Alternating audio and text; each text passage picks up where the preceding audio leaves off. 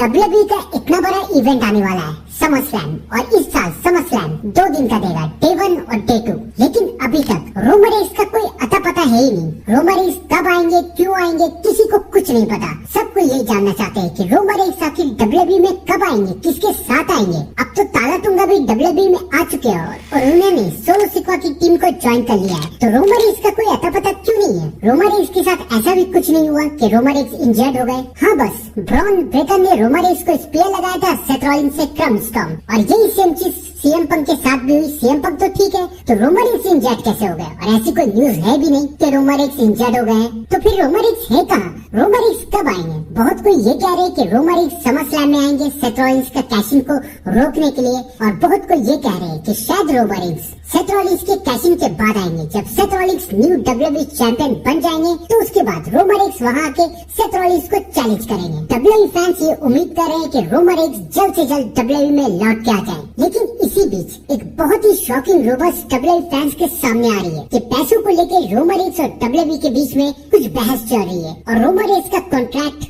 WWE के साथ ठीक नहीं बैठ रहा है। तो शायद ये हो सकता है कि रोमन रेंस AEW में चले जाए। WWE फैंस ये जानना चाहते हैं कि क्या सच में ऐसा होगा, रोमन रेंस AEW में चले जाएंगे? तो मैं आप लोगों को बताना चाहता हूँ, ऐसा कभी नहीं होगा। रोमन रेंस का कॉन्ट्रैक्ट रेसलमेनिया 42 तक है, उसके बाद जो हो वो हो। लेकिन फिलहाल तो रोमन रेंस रेसलमेनिया 42 से पहले कहीं नहीं जाने वाले। और अगर हम लोग बात करें कि रोमन रेंस कब रिटर्न आएंगे, तो जैसे पिछले साल रोमन रेंस समर स्लैम में रिटर्न आए थे, वैसे इस साल भी रोमन रेंस समर स्लैम में ही रिटर्न आएंगे WWE फैंस को शॉक करने के लिए। तो आप लोग भी कमेंट में जरूर बताइएगा कि रोमन रेंस का आप लोग कितनी बेसब्री से इंतजार कर रहे हैं। तब तक के लिए thank you and good bye.